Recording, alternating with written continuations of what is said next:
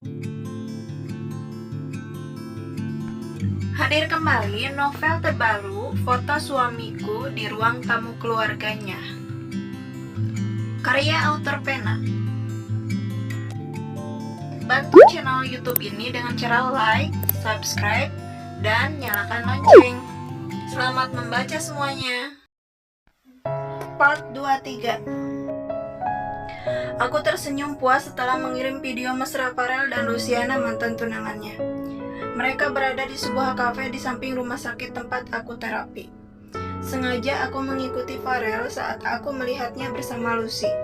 Sasaran empuk nih, gumamku. Aku lalu diam-diam mereka dari tempat yang tak keduanya ketahui. Aku tahu Anu adalah wanita yang lemah. Dengan mudah aku mempengaruhi dengan kata-kata yang aku goreng secara sempurna agar dia kasihan padaku. Aku yakin setelah ini mereka akan perang. Aku tersenyum miring membayangkannya. Salah kamu, Anne. Kamu terlalu lugu jadi wanita, gumamku. Beberapa saat setelah video ku kirim, aku mendapatkan pesan dari Anne. Ini kapan, Mbak? Tadi, Dik. Ya Allah, Mbak. Jadi Mas Farel nggak antar Mbak terapi? Tiap terapi juga Mbak sendiri, Dik. Jujur Mbak sudah nggak tahan, tapi Mbak bisa apa? Dengan kondisi Mbak sekarang ini, Mbak nggak mungkin bisa menghadapi Tasya. Jangankan menghidupi Tasya, Dik, menghidupi diri sendiri pun Mbak tak mampu. Dasar bodoh, gumamku. Kamu sudah selesai terapi? Aku terkejut ketika tiba-tiba Farel sudah ada di dekatku. Aku berharap Farel tak membaca pesanku barusan, karena posisi Farel pas di belakangku. Ya sudah, kita sekalian jemput Tasya aja, ujar Farel.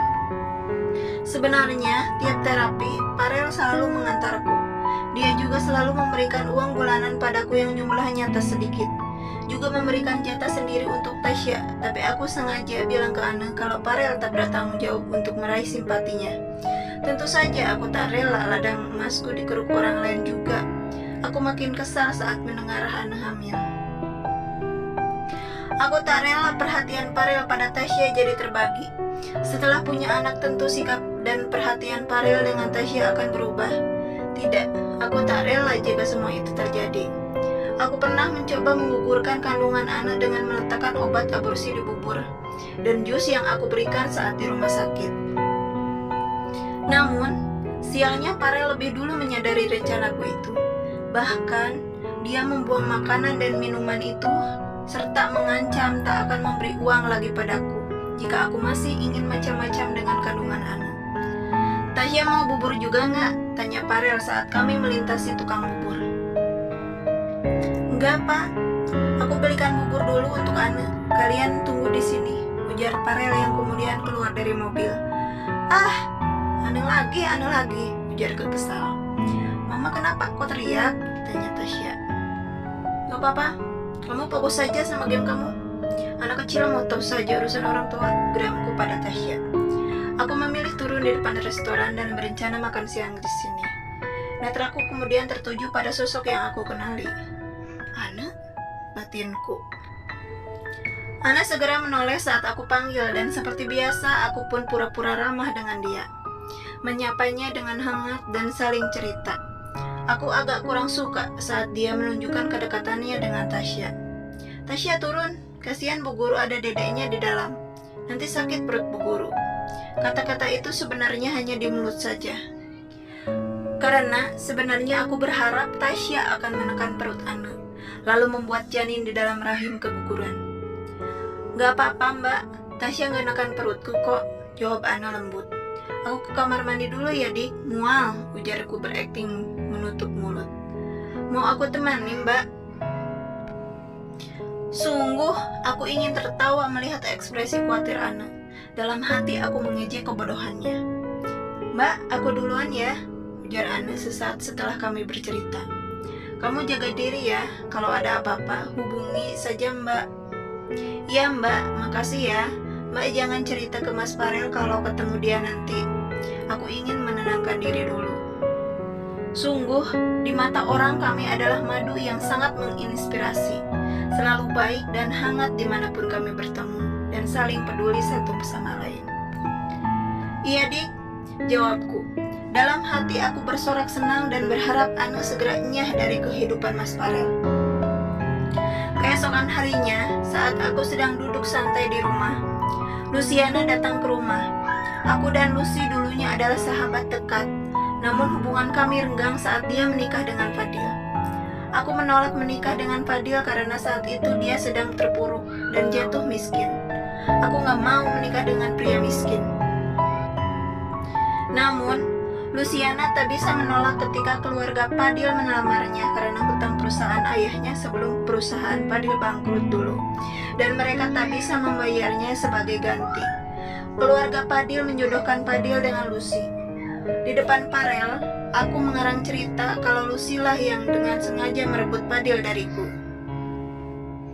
Malangnya, beberapa minggu setelah Fadil menikah, aku mendapati diriku hamil anaknya.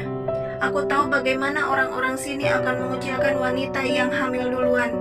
Aku pun menjebak Farel dengan cara memasukkan obat perangsang ke minumannya, hingga Farel meniduriku di bawah pengaruh obat itu.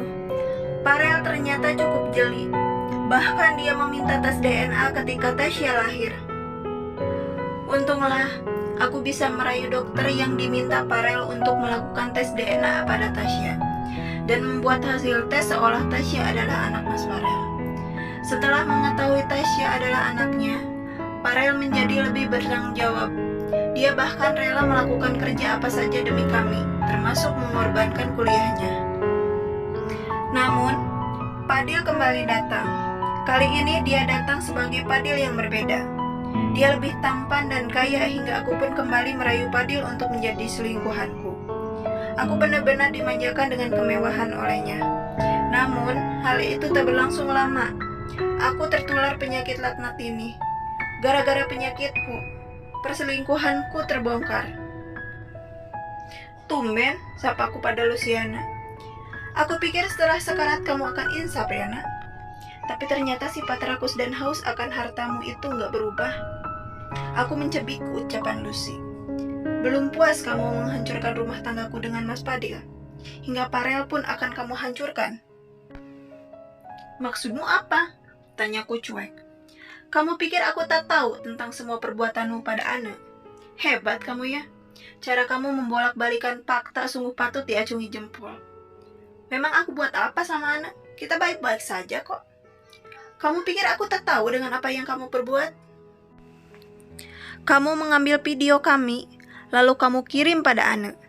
Terus kamu bilang kalau aku berduaan dengan Farel dan keluar rumah sakit sendirian. Hebat aktingmu, memang hebat, Rianti. Sial, dari mana Lucy tahu kalau aku mengirim video itu pada Ane? Awas kamu Luciana, berarti kamu ikut campur urusanku. Akan aku habisi kamu.